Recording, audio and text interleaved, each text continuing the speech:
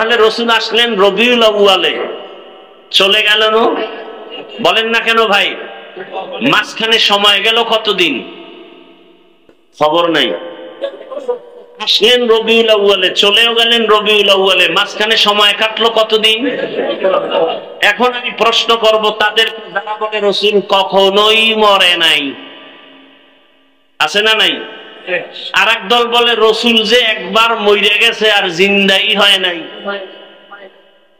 ধর্ম নিয়ে বাড়াবাড়ি, শ্রেষ্ঠ দেশ বাংলাদেশ, কথা ঠিক না? এবং কিলাকিলিও বেশি। এই যে মদিনা মক্কা ঘুরে আসলাম, কেউ নামাজে হাত বুকে বাঁধে, কেউ নাভির নিচে, কেউ হাত সাইডে দিয়ে দাঁড়ায় রয়েছে, কেউ কেবলার দিকে পাও দিয়ে ঘুমায়, একামতের সময় উঠা নামাজে দাঁড়ায় গেছে, অজু নাই, এগো দিল পরিষ্কার। কেউ দেখলাম খোদার কসম তাকায় দেখতেছি সেজদা দিতেছে, সেজদায় গিয়ে একটা পকেট থেকে কাঠের টুকরা বের করে কপালের নিচে দেয়। ইবলিস সেজদা করে জমিন নাপাক করছে, সেই জন্য ওরা জমিনে সেজদা দেয় না, কাঠের উপরে দেয়। কেউ জোরে আমিন বলে, কেউ আস্তে বলে। এত যে লাইনের মুসলমান মক্কা মদিনায় ঝগড়া লাগছে কতদিন, কিলাকিলি করে মারা গেছে কেউ। সোনার বাংলায় এত ঝগড়ার বরকত কেন? কে জোরে আমিন বলল, কে আস্তে আমিন বললে নিয়ে দ্বন্দ্ব। মসজিদ পর্যন্ত আলাদা, কারা টাকা তারা বিপরে, কারা 20 টাকা পরে, নিয়ে দ্বন্দ্ব করে, মসজিদ আলাদা। কি এই হলো আমাদের মুসলমানের হালাত। আল্লাহ রসুল কি বলছেন? আসল মানুষ কাকে বলে? নবী বলেন খায়রুন নাস মান ইয়ানফাউন নাস, সব থেকে ভালো মানুষ তো ওই ব্যক্তি যার দ্বারা অন্য নিরাপদ থাকে, কষ্ট পায় না। আর আমরা ইচ্ছা করে কষ্ট দেই, দিতে পেরে খুশি। অমুখের এমন কথা বলছি, জাগাত কেন্দ্রে দিছি, এটা আমার মতো বেদ্যবের দ্বারা সম্ভব কেউ পারতো না। কারণ আমার উপরে মা বাবার বর্দ আছে, তো এই জন্য আমি পারি, যারে পারি রাস্তায় কাদায় দিই। কারণ বেয়াদব আছে না নাই? আল্লাহ হেদায়াত দান করুন। তো রসুল আসলেন রবিউল আউয়ালে, চলে গেলেন রবিউল আউয়ালে, মাঝখানে দিন কাটলো কতদিন? 63 বছর। যারা বলে রসুল কখনো মরে নাই, তাহলে বলো 63 বছরের হিসাব কেন? 63 বছরের হিসাব কেন? যাই হোক, এগুলো একটা একটা জবাব দিলে অনেক সময়। এবার আসেন, নবী দুনিয়াতে আসলেন, চলে গেলেন, 63 বছরের হায়াত, নবী আসলেন কেন? এই হলো এক প্রশ্ন। নবী নিয়ে আসলেন কি কারণে? আল্লাহ পাঠাইলেন, আবার 63 বছর পরে চলে গেলেন কেন? এবং রেখে গেলেন কি? টোটাল মূল আলোচনা দুই কথা, নবী নিয়ে আসলেন কি, রেখে গেলেন কি। বাংলায় তার সংক্ষেপ 1 মিনিটে জবাব। নবী দুনিয়াতে আসলেন উত্তম আদর্শ নিয়া, আর রেখে গেলেন দুইটা জিনিস, একটা হলো কোরআন, আর একটা হলো রসুলের প্রেসক্রিপশন, 23 বছরের সুন্নতি আদর্শ। তাহলে নিয়ে আসলেন কি? শেষ। এই 1 মিনিটও হয় না, শেষ। নবী নিয়ে আসলেন কি? উত্তম। রেখে গেলেন কয় জিনিস? কোরআন আর রসুলের সুন্নাহ। কোরআন আর সুন্নাহ মনে থাকবে তো ইনশাআল্লাহ। এবার বিস্তারিত, রসুল কি নিয়ে আসলেন? উত্তম আদর্শ। উত্তম আদর্শ বলতে কি, এ নিয়ে 2-4টা কথা, এরপরে দোয়া।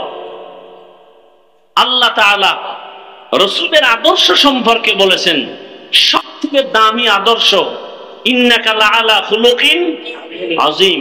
রসুলের আদর্শ কত উত্তম, কত দামি। বলে রসুলের আদর্শ এত দামি যার কোনো তুলনা নেই। দুনিয়াতে আরো বহু আদর্শ আমরা দেখেছি। আব্রাহাম লিঙ্কনের আদর্শ, মাও সেতুনের আদর্শ, লেনিনের আদর্শ, কালমার্সের আদর্শ, প্লেটোর আদর্শ, এক কথায় দুনিয়ার আদর্শ না পাক, একমাত্র মদিনার রসুলের আদর্শ হলো পাক। দুনিয়ার সব আদর্শ পাক কাট্টা। বলেন না কেন? দুনিয়ার সবার আদর্শ কি?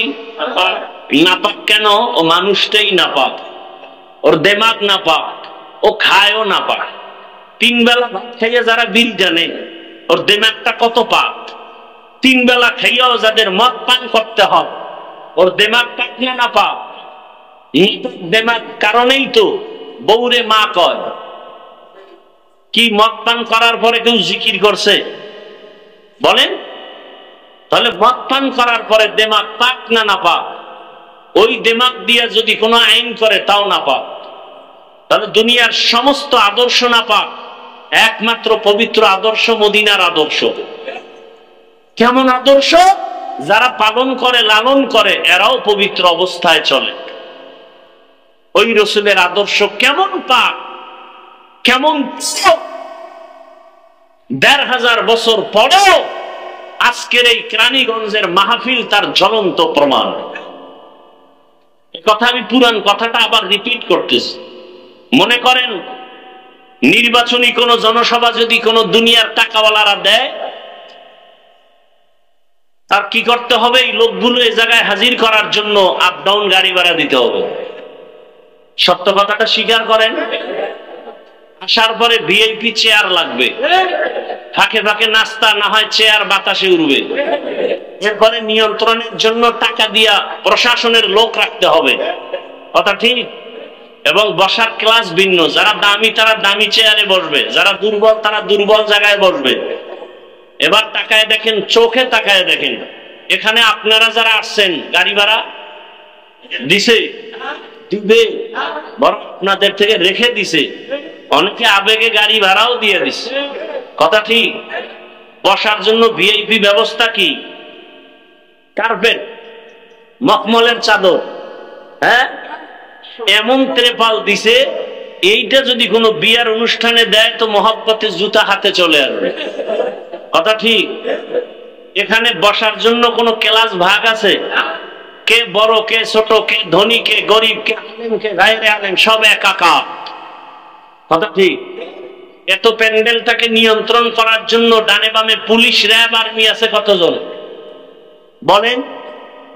জ্বলন্ত প্রমাণ মদিনার আদর্শের দ্বারা এটা সম্ভব। সত্য কথাটা স্বীকার করেন। এটা কিসের কারণে সম্ভব? কার আদর্শ? ইমামুল আউয়ালিন আল আখিরিন বাহর সাদকা রাহমাতাল লিল আলামিন সাইয়্যিদুল কাউনাইন খাতমুল মুরসালিন আখির আমদ বুদে ফখরুল আউয়ালিন সদওজুদাস রাহমাতাল লিল আলামিন মসজিদ ঔষধ হামার জমিন।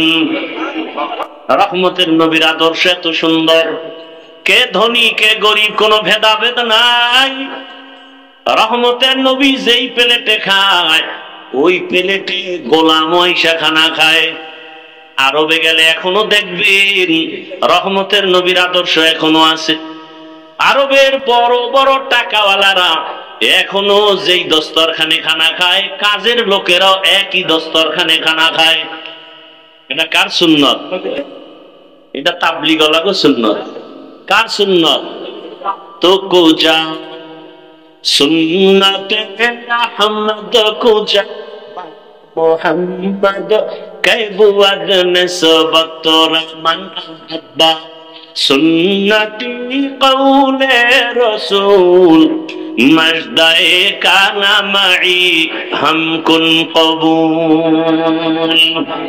রহমতের নবী উত্তম আদর্শ নিয়ে আসলেন। জায়গাটার নাম বলেন, কোথায় আসছেন?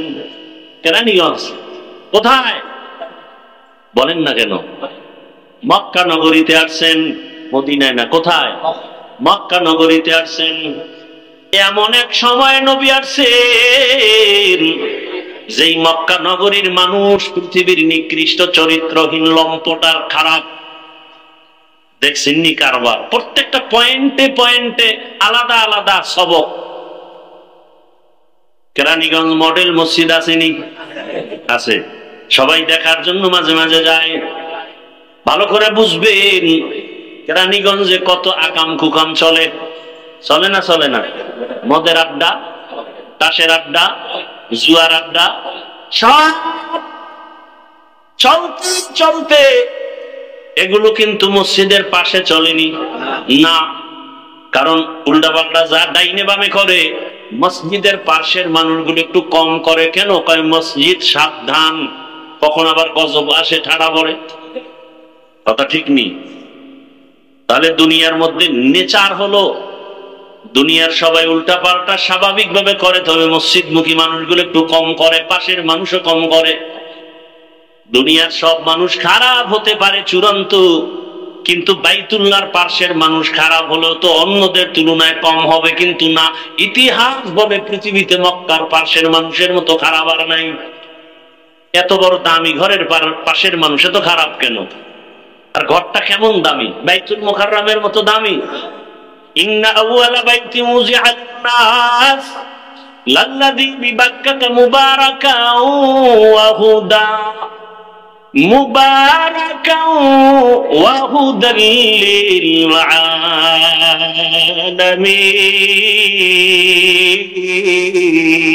আলামিন। জমিনের মধ্যে আল্লাহ একটা ঘর বানাইছেন বাইতুল্লাহ, হেদায়েতের ঘর, ইবাদতের ঘর। কেমন দামি একটা ঘর! যেই ঘরের দিকে প্রথম নজর যে দিবে, নজরটা পড়া মাত্র মালিকের কাছে যা চাইবে সাথে সাথে কবুল। আরো আস্তে করে বলেন। ঢুকিয়া কেউ সীমানায় ঢুকে যদি কেউ বলে, একবার বলে আল্লাহ, সাথে সাথে 1,00,000 বার আল্লাহ বলার সওয়াব পেয়ে যাবে।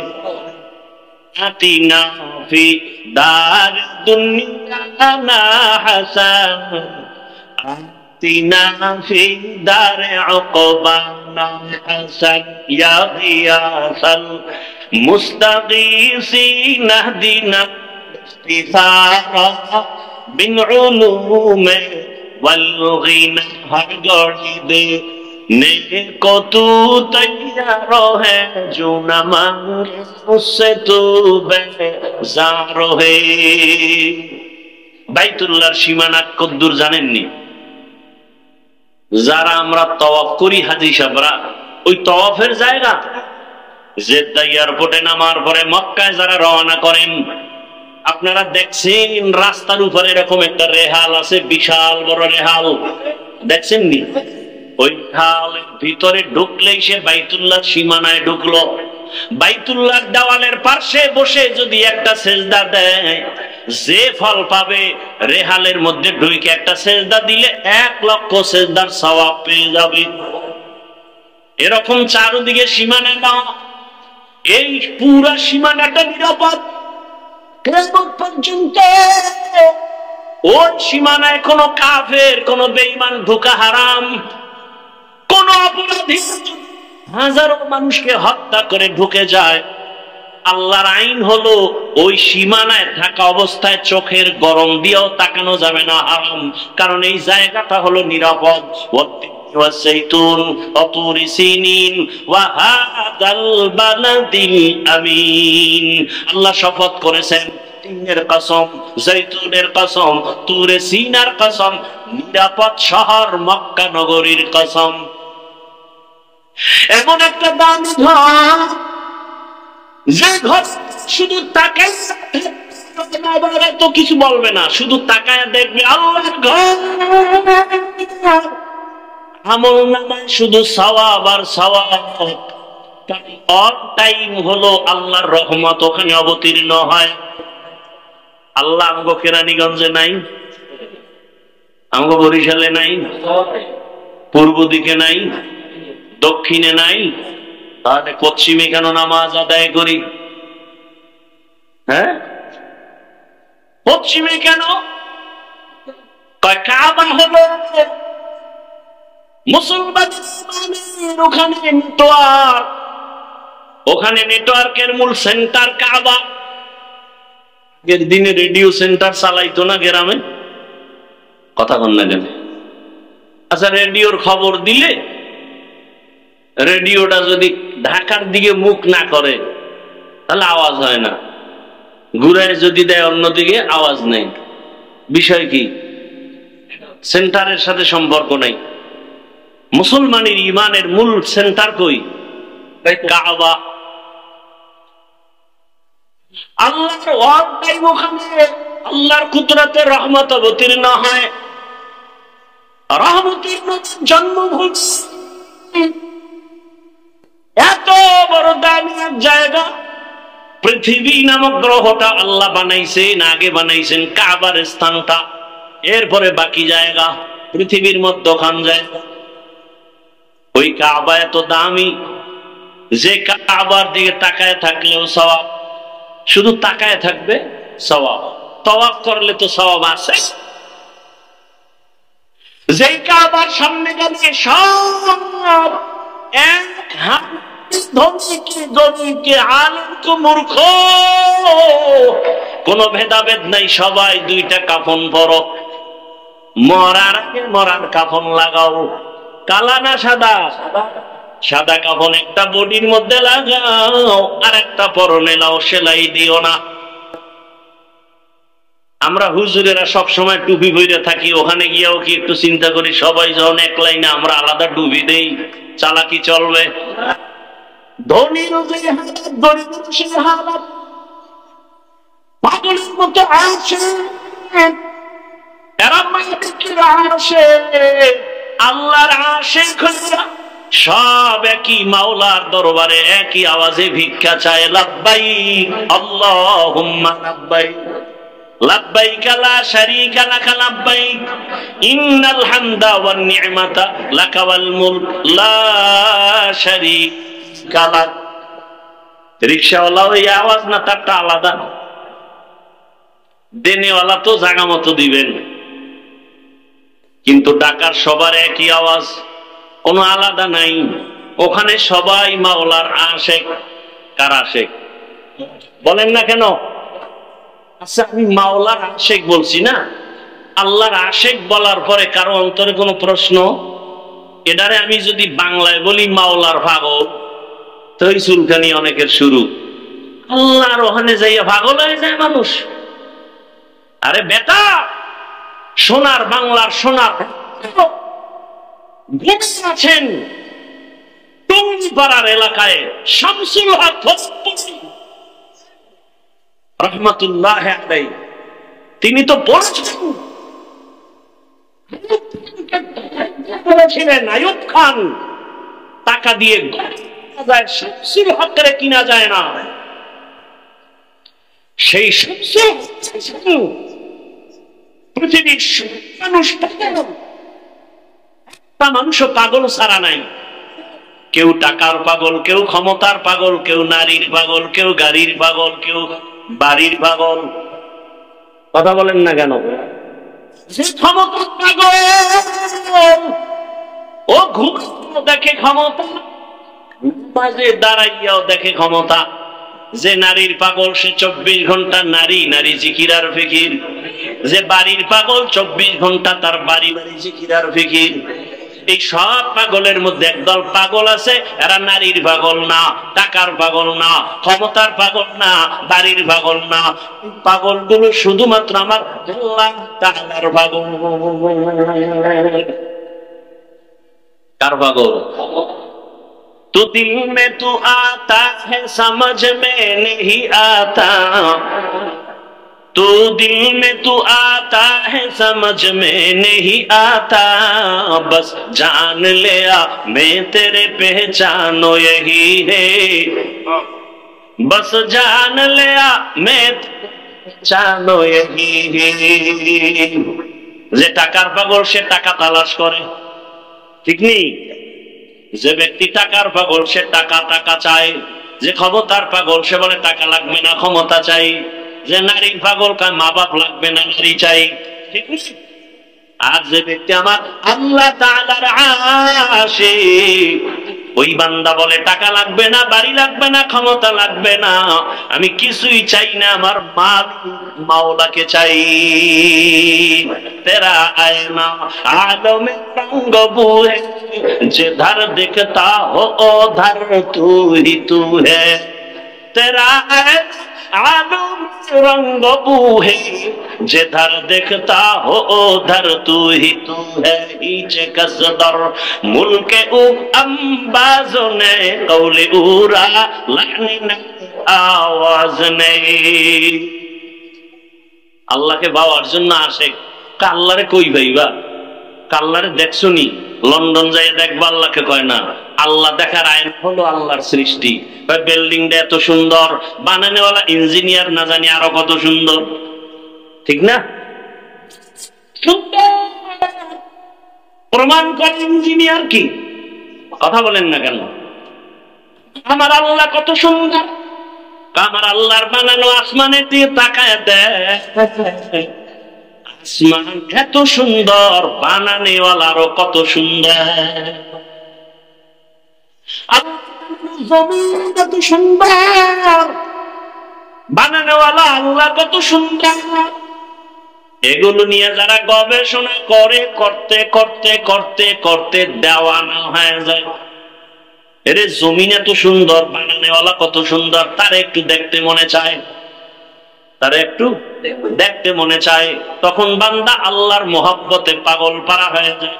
একটা পিছনে পাগল হইয়া দুনিয়ার সব সাইডে দেয় একটা পুরুষ, ঠিক নেই?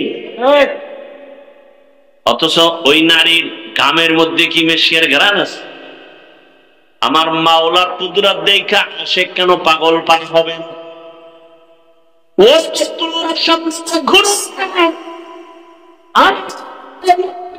তোমার চোখের পানি ছেড়ে কান্নার আওয়াজ, একবার সিজদায় পড়ে কাঁদে, আবার দৌড়াও, আবার পাথর মারে, পাগলামি চলতেছে, মাওলার মোহব্বতের পাগলামি। ভাইরা আমার, রহমতের নবী ওখানে আসলেন। এই সংক্ষেপ জবাব এত খারাপ হওয়ার কারণ হলো এরা মুরব্বী হারা ছিল। ঈসা নবী চলে গেছেন, রহমতের নবী আসছেন, মাঝখানে কত বছর প্লাস, 500 বছর প্লাস, মুরব্বী নেই। মুরব্বী না থাকার কারণে নফসকে মুরব্বী বানায় নিছে। কন্যা সন্তানকে অভিশাপ মনে করে, কন্যা আসলেই বাবা মুখ আটকায় রাখে, বাজারে যায় না।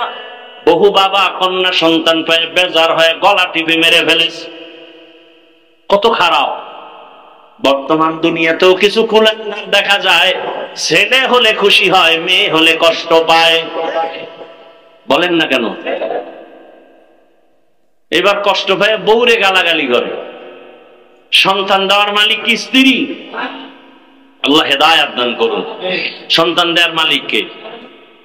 তো বউরে গালি দেন কেন? লিল্লাহি মুলকুস সামাওয়াতি ওয়াল আরদ ইয়াহাবু লিমান ইয়াশাউ ইনাসাও ওয়া ইয়াহাবু লিমান ইয়াশাউ যুকুর আও ইউযাওবিজুহুম যুকরানা ওয়া ইনাসা ওয়া ইয়াজআলু মান ইয়াশাউ আকিমা ইন্নাহু আলিমুন কাদির।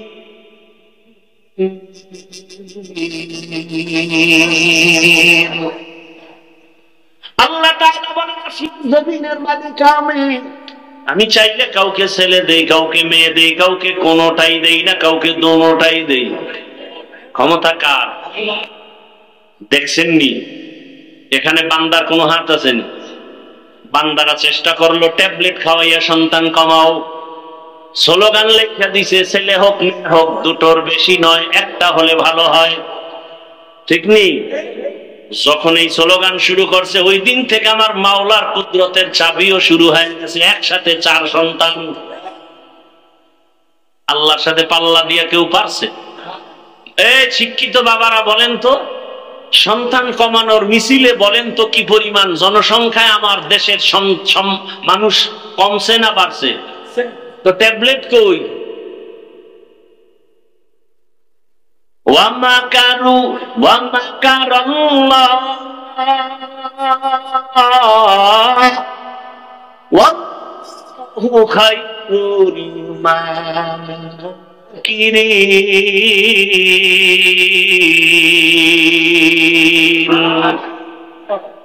আল্লাহর চেয়ে বড় বুদ্ধিওয়ালা কেউ আসেনি?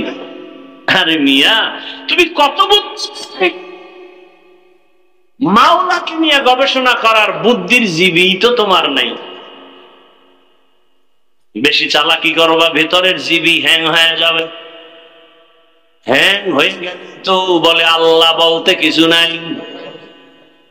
এরে নবীর আশিক, রহমতের নবী আপনাদের এলাকায় উদাহরণ এভাবে দিয়ে, আপনাদের কেরানীগঞ্জ এলাকায় কোথাও হঠাৎ করে মদের আড্ডা শুরু হয়ে গেছে, জুয়ার আড্ডা। এলাকার কিছু যুবকরা দৌড়ে এসে এলাকার হুজুরদের ডাকছে, আমাকে ডাইকা বলে হুজুর শুনে যান, কেরানীগঞ্জ এলাকায় কোনো অমুক জায়গায় নাচ গান চলে, মদের আড্ডা চলে, তাহলে কি করবো? কয় ফিরাইতে হবে। হুজুরে কয় তোমরা বাও, আমি যেখানে না না না যাই না, পরিবেশ না, তাদের পরিবেশটা তৈরি করো। যারা মোটামুটি ইমানওয়ালা তাগো আগে গিয়া তোরা পরিবেশ কর, তারপরে আমরা হুজুরের আসবো। চূড়ান্ত খারাপ জায়গায় হুজুর যাবে? কথা বলেন না কেন? তাহলে মক্কার মানুষ এতটাই খারাপ, এমন জায়গায় শ্রেষ্ঠ রসুলকে পাঠাইলেন কেন? নবীকে তো একটু কম জায়গায় পাঠাইবেন যেখানে কম খারাপ। আল্লাহর কুদরত আলাদা, রোগী যত বড় ডাক্তারও তত বড়।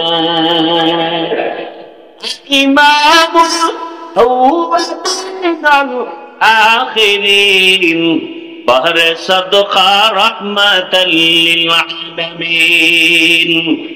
রহমতের নবী আসলেন সুবহ সাদিকের সময়। রহমতের নবী আসা মাত্র মক্কার পরিবেশ কেমন যেন পাল্টায় গেল।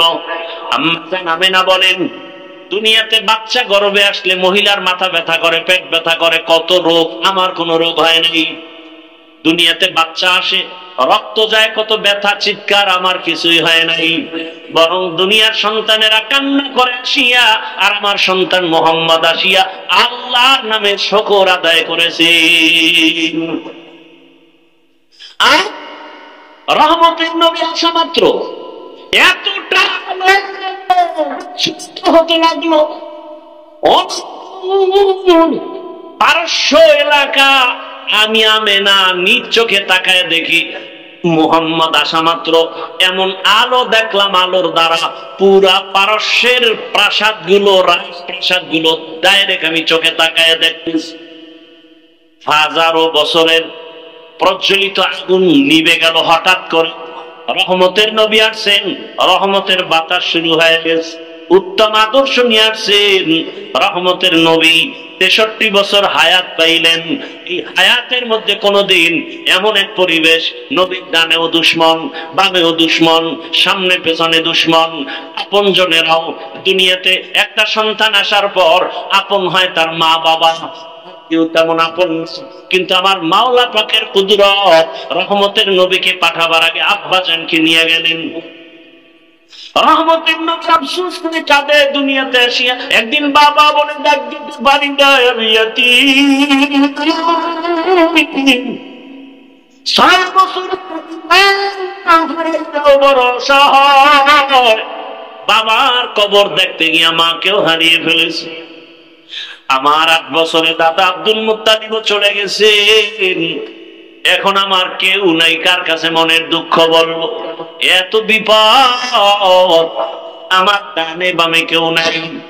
এই আমার বংশের লোকেরা পারে না, আমাকে মেরে ফেলবে। কতবার জবাই করার ষড়যন্ত্র চক্রান্ত করলো। দুনিয়ার মানুষ, আল্লাহ আমাকে এমন কঠিন কঠিন পরীক্ষা নিলেন। এত নেওয়ার কারণ হলো ভালোবাসার ব্যক্তিটাকে তো পরীক্ষা বেশি নিবেন, এরপরে সম্মান তো কম দেন নাই। এরে নবীর আশিক, নবীর দুশ্মন যারা গালি দেয়, নবী হাসি মুখে বুকে লাগায়, কাউকে দূরে ঠেলেন না, গালিও দেন না। নবী গালি শুনতেছেন, গালির জবাবও দেন না। রহমতের নবীর কোন হায়াতে একটা গালির কোন কথা ইতিহাসে নাই। কেমন মায়ার নবী আমার, চিনলা না, যদি চিন্তা নামাজ ছাড়তে পারতা না। কেমন মায়ার নবী আমার, রহমতের নবী হাতে কোনোদিন কাউকে একটা মিথ্যা কথা আসর লাগান নাই। রহমতের নবী আমার কোনদিন চোখ দুইটা গরম করে কারো দিকে তাকান নাই, কারণ মায়ার নবীর চোখে এতটাই পাওয়ার, যদি গরম চোখে তাকায় জাগায় লোকটা পুড়িয়া ছাই হয়ে যাবে। রহমতের নবী কোনদিন গরম চোখে কারো দিকে তাকান নাই। নবী আমরা বয়ান করতে করতে গলা শেষ, তলা শেষ, মাইয়া বলার হিসাব নেওয়ার টাইম নাই, ঘুমানোর টাইম নাই, দৌড়াইতেছি গাধার মতো। এত মেহনত, এত বয়ান, 1 ঘন্টা করলে কয় বয়ানই করে নাই, 3 ঘন্টা করলেও কয় মন ভরে নাই। এত বয়ান, আমার রহমতের নবীর কোনো বয়ান লাগে না। আমার নবী সে চেহারা দেখে আর কথা শুনে ব্যবহার দেখে বেঈমান কালেমাওয়ালা হয়ে যায়। দুশমন আইসা নবীর মারবে, তার চেহারা দুশমন কোন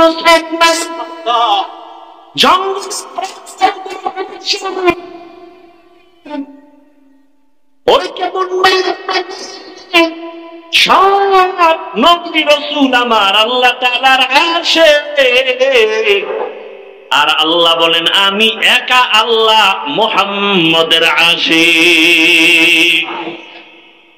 ব্যবধান আছে না নাই? সব নবী কার আসে? আল্লাহর। আল্লাহ কার আসে?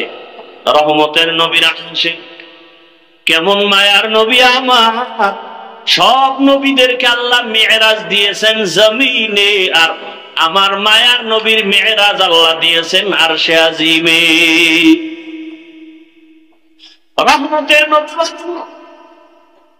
মক্কার মানুষগুলো এতটা খারাপ, কন্যা পছন্দ করেন, বিধবা নারী পছন্দ করে, জ্যান্ত দাফন করে, এতটা খারাপ। সেই সমাজে রহমতের নবী এমন আদর্শ পেশ করলেন, নবী কাউকে গালি দেন না, যে গালি দেয় জবাব দেন না। নবীর আদর্শ দেখে দেখে মক্কার মানুষগুলো এতটাই পিওর হয়ে গেল, জিবরাইল আমিনকে আল্লাহ লিস্টি দিয়া পাঠায় দিয়া কয় যাও, লিস্টির মধ্যে যাদের নাম আছে রহমতের নবী যেন ঘোষণা দিয়ে দেয় এই লিস্টির মানুষগুলো বিনা হিসাবে জান্নাতি। রহমতের নবী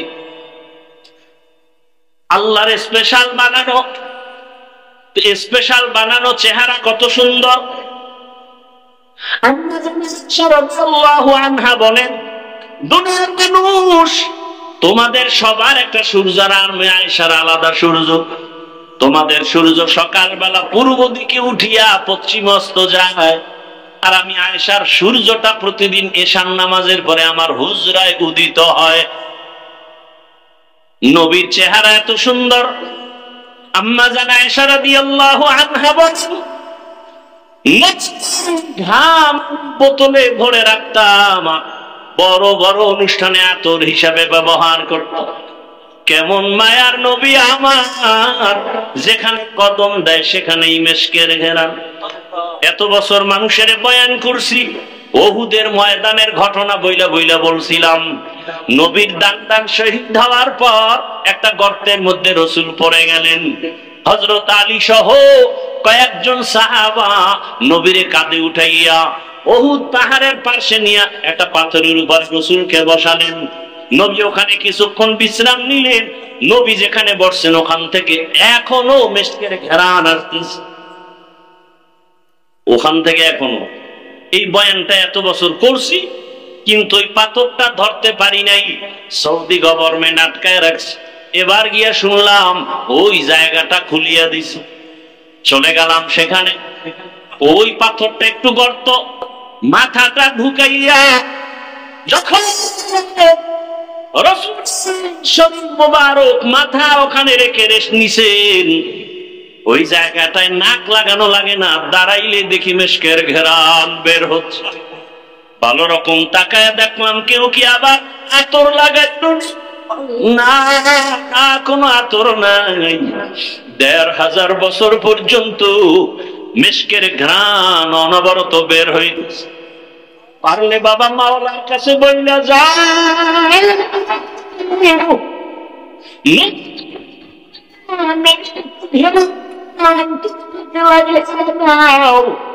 আর নবীর ঘ্রাণ যদি নাকে চাও, সুন্নতের মালা গলায় লাগায় দাও। আমি কিন্তু এখনো একবারও বলি না, এতক্ষণ বয়ান করছি, একবারও কিন্তু বলি নাই সবাই স্কুল সারিয়া মাদ্রাসায় যাও। একবারও বলি নাই টুপি লাগাও। একবারও বলি না আমার মতো দাড়িওয়ালা হও। একবারও বলি না চাকরি ব্যবসা সারিয়া তাবলিগে যাও, চরমনাই যাও, পীরের কাছে যাও। আমি একবারও বলি নাই রে বাবা, বরং আমি বলতে চাই, ও যুবক বাবারা, বৃদ্ধ বাবা, যে ছাত্র যুবক বাবারা, মা বোনেরা, স্কুলে পড়ো, কলেজে পড়ো, চাকরি করো, ব্যবসা করো, বাধা নাই। আমি পরামর্শ দিব, ওখানে থাইকা জান্নাতের পথটাকে রেডি করে ফেলো। বলবে এটা কেমন করে সম্ভব? আল্লাহ বিবেক দিছে, বিবেকটাকে প্রশ্ন করে দেখো। তোমার মতো যুবক নবীর আসে, স্কুলে পড়ে, কলেজে পড়ে, 5 ওয়াক্ত নামাজ পড়ে, আছে নাকি? তোমার বিবেকটাকে জিজ্ঞাসা করো, বলো তুমি কেন পারবা না? রাস্তায় গাড়ি চালায় কত লোক 5 ওয়াক্ত নামাজ পড়ে, তুমি কেন পারো না? বাংলা শিক্ষার যুবক নদীর মধ্যে মাছ ধরে, নামাজ ছাড়ে না, বলো বাবা তুমি কেন পারবা না? বাই ফোর্স তোমাকে কোনো অর্ডার না, বিবেকের কাছে প্রশ্ন রাখি। তোমার মতো যুবক র্যাব, আর্মি, পুলিশ, বিডিআর এর চাকরি করে, 5 ওয়াক্ত নামাজি আসেনি? তোমার বিবেক দিয়া জবাব বের করো, তুমি কেন পারো না? তোমার কপালে কার অভিশাপ লাগছে বলো রে বাবা? ও ব্যবসায়ী, ও চাকরিজীবী বাবারা, আপনার মতো কত ব্যবসায়ীরা নামাজ ছাড়ে না, ব্যবসা করে, দোকানদারিও করে, নামাজও আদায় করে। আপনি কেন পারবেন না? ও আমার আল্লাহর বান্দারা, এখনো সময় আছে, তওবা করে নাও। পর্দার আড়ালের মা বোনেরা, আপনার মতো কত মা, কত বোন এখনো আছে, নামাজ ছাড়ে না, বেপর্দায় চলে না, মোবাইলে সময় নষ্ট করে না, স্বামীর মাল হেফাজত করে, খেয়ানত করে না। আপনারা কেন পারবেন না? বৃদ্ধ বাবাজিরা, আপনার মতো কত বুড়ারা মসজিদে গিয়া নামাজ আদায় করে, আপনি কেন পারবেন না? মনে মনে কি ভাবছেন কোরআন মিথ্যা? প্রমাণ একটা দেন, দিতে পারলে আমি এখন দাড়ি কেটে ফেলবো, নামাজ ছেড়ে দিব, আল্লাহর বিরুদ্ধে রাস্তায় নেমে যাব। কারণ আমার আল্লাহ আছে না আছে দলিল কোরআন, কিয়ামত আছে নাকি নাই দলিল হলো কোরআন। ওই কোরআনেই যদি ঝামেলা থাকে, সবই ঝামেলা। কিন্তু আজও পর্যন্ত আল্লাহর কোরআনের একটা ভুল কেউ বের করতে পারছে? কেউ পারছে? বরং বহু মাথাওয়ালা খালেরাও বলেছে আমার আল্লাহর কোরআন এত সত্য, এটা এমন এক দামি কিতাব, এটা দিয়ে তাকাইলে কলিজা ঠান্ডা হয়ে যায়, এটা পড়লে সওয়াব, দেখলে সওয়াব, এটার আওয়াজ যত শুনবেন ততই কলিজা ঠান্ডা হয়ে যাবে। এরে নবীর উম্মতের দল, ও যুবক বাবারা, তোমার মতো যুবক স্কুল কলেজে পড়ে, লেখাপড়া করে, চাকরি করে, ব্যবসা করিয়া যদি নামাজ পড়ে, বলো তুমি কেন পারবা না? কয়দিন আর বাহাদুরি করবা? বলো, তোমার মতো বড় বড় বাহাদুর তো করোনায় চলে গেল, মহামারী করোনায় কত বড় বড়রা চলে গেল, টাকার বাহাদুরি দিয়া থাকতে পারে নাই। সামনে কত ক্ষমতা পাওয়ারওয়ালা সব ধ্বংস হয়ে গেল। কিসের দেখা হয়? তাকায় দেখো গাড়ির নিচে লাশ, পানির নিচে লাশ। কয়েকদিন আগে তোমরা ফেসবুকের গোলামরা দেখছো না? বিদেশ থেকে আসছে টাকার বস্তা নিয়ে, সন্তান পরিবার নিয়ে বাড়িতে রওনা, রাস্তার পাশে গাড়ি বইরা সব মরে গেল। আল্লাহর বান্দা কাঁদতেছে, বিদেশ থেকে আসলাম, বাড়ি পর্যন্ত যেতে পারলাম না, সন্তানও নাই, স্ত্রীও নাই। কিসের দুনিয়ার রং তামাশা? টাকাও বাড়িওয়ালা বাড়ি বানাইছে, কিন্তু ঘুমাইতে পারে না, মামলার ভয়। বাড়ি বরাজ করে টাকাওয়ালা ব্যাংকে টাকা রাখছে, উঠাইতে পারে না, মামলার ভয়। এই টাকার বাহাদুরি করে লাভ কি হবে? করোনায় লাশ আর লাশ। এমন একটা দিন নেই গাড়ির নিচে লাশ পাওয়া যায় না, এমন একটা দিন নেই ঘুমের বিছানায় লাশ পাওয়া যায় না। আর এখন তো নতুন এক সিস্টেম চালু হয়েছে, মারা লাগবে না, তোমাকে মারার জন্য রেডি হয়েছে একদল, প্রতিদিন পিছনে ঘুরে মারার জন্য। স্বার্থে আঘাত লাগবে, মা সন্তানের মেরে ফেলবে, সন্তান মাকে জবাই করবে। এই ঘটনা কি আপনারা দেখছেন না দেখেন নাই? তাহলে বাহাদুরি করে কি লাভ? হ্যাঁ, মনে কিছু আশা মানুষের থাকে, শয়তানি আশা। সিনেমা হলে গেলে জানি কি মজা, পার্কে ঘুরলে কি জানি মজা। যারা গেছো যুবকদের পায়ে হাত রেখে বলবো, বাবা জীবনে তো পার্কে কম ঘোরো নাই, শখ মিটাইয়া আড্ডা তো রাতের বেলা মোবাইলে কম দাও নাই, এখনো কি ফিরবা না? এখনো কি তওবা করবা না? মনে চাইছে দাড়ি কাটতে, কারো বাধা মনে করে কত বছর আরো দাড়ি কাটলে মনের আশা পূরণ হবে, আর কতবার সিনেমা হলে গেলে তোমার মনের আশা পূরণ হবে, আর কত মাইয়া নিয়ে আড্ডা দিলে তোমার মনের আশা পূরণ হবে বলো? এবং তোমার হায়াতের বাকি আছে কতদিন তাও বলো? এখনো সময় আছে, তওবা করো। মনটাকে শুধু বুঝাও রে মন, রবিউল আউয়ালে রহমতের নবীর আদর্শের মালা গলায় পড়তে চাই।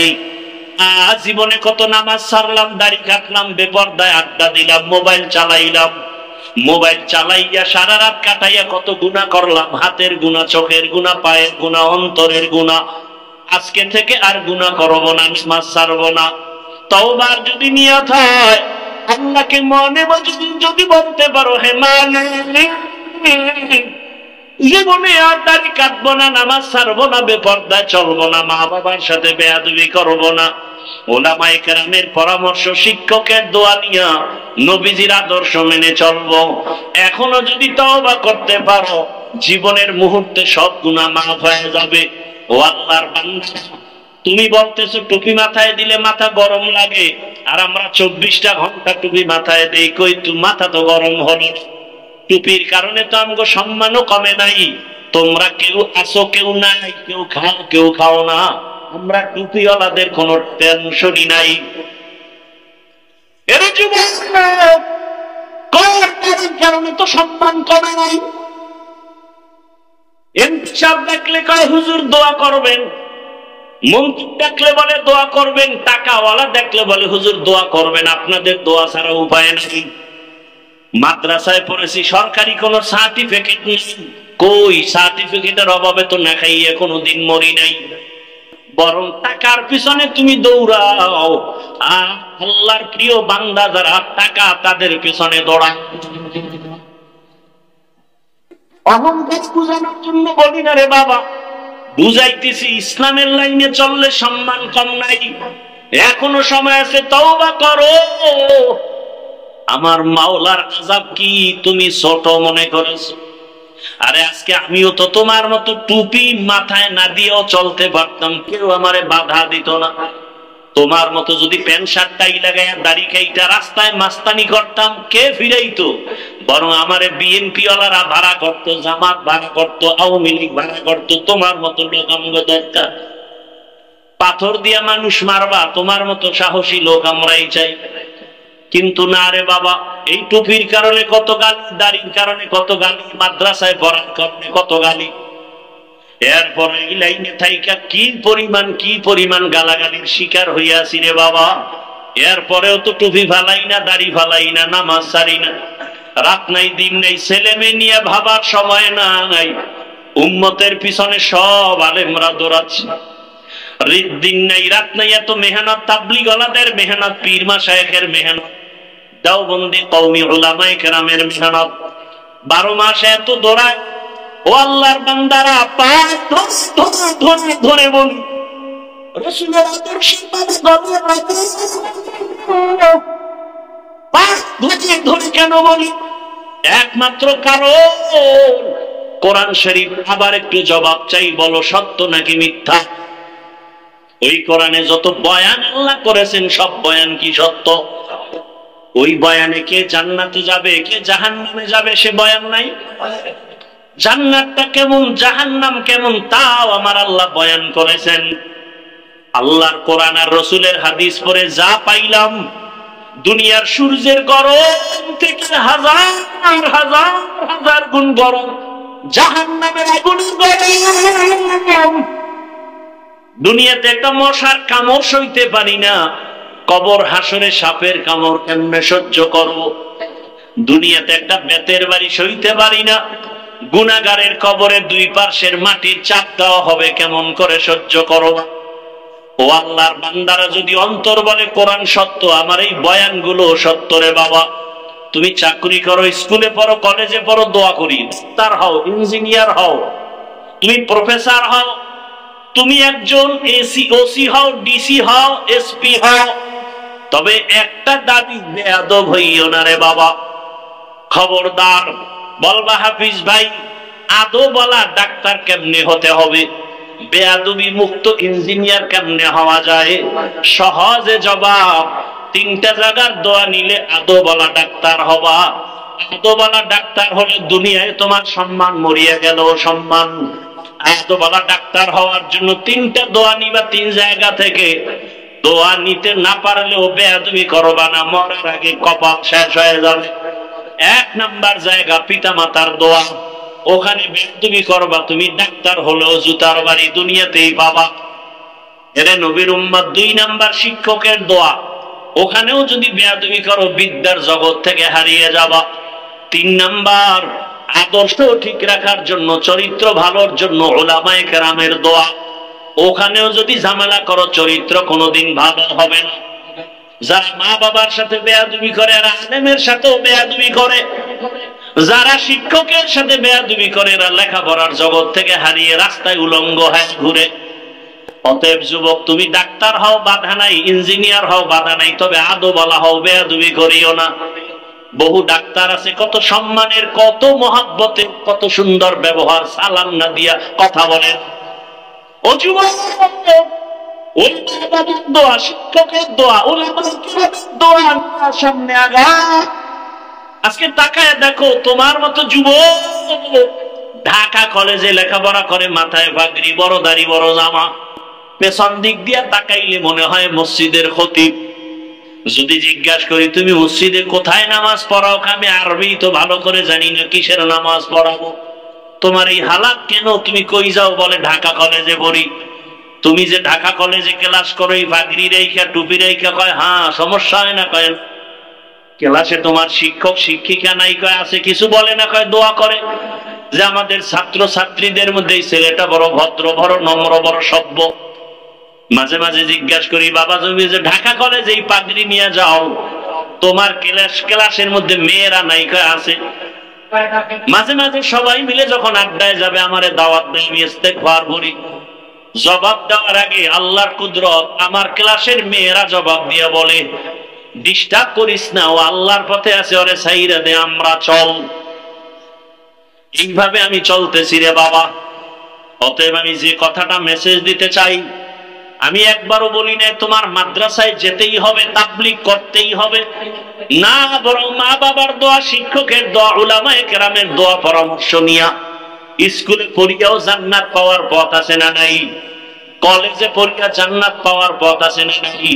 ওই জায়গায় থাকিয়া দাঁড়িয়ে রাখো, নামাজ পড়ো, মা বাবার খেদমত করো, আর জীবনে কারো হক নষ্ট করিও না, গালি দিও না, জবান দিয়ে কষ্ট দিও না।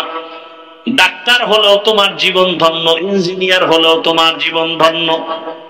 আজকে যদি এই মানসিক অবস্থা নিয়ে আমার দেশের কলেজের ছেলেরা এসপি হয়, ডিসি হয়, আমার দেশে আমগার আন্দোলন করা লাগবে না। নামাজি ডিসি থাকলে কোরআনের বয়ান চলবে, অনুমতি লাগবে না।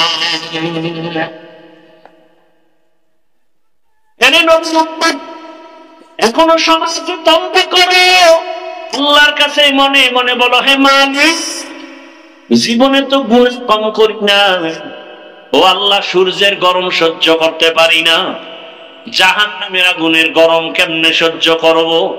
আয় আল্লাহ তুমি আমাকে মাফ করে দাও। মনে মনে আল্লাহকে ডাকো। হে যুবক বাবারা, আল্লাহকে বলো, হে আল্লাহ, জীবনে যত গুনাহ করেছি আজকে থেকে তওবার নিয়ত করে ফেললাম। মরিয়া গেল, তুমি তো রিজিকের মালিক, হায়াতের মালিক, ইজ্জতের মালিক। ছাড়বো না, দাড়ি কাটবো না, বেপর্দায় চলবো না, মা বাবার সাথে বেয়াদবি করবো না, ওস্তাদের দোয়া নিয়ে, শিক্ষকের পরামর্শ, আলেম ওলামার পরামর্শ নিয়ে নবীর আদর্শ মেনে চলবো। তওবা করার মতো যদি অন্তর তৈরি হয়, খাঁটি তওবার নিয়ত যাদের আছে, দুটো হাত আমার আল্লাহকে দেখাইয়া দাও। আল্লাহ হাতগুলো কবুল করে নেন, তওবা কবুল করে নেন, তওবার উপরে মজবুত হয়ে চলার তৌফিক দান করেন। আলহামদুলিল্লাহি রাব্বিল আলামিন والصلاة والسلام على سيد الأنبياء والمرسلين وعلى آله وأصحابه أجمعين يا أرحم الراحمين يا أرحم الراحمين يا أرحم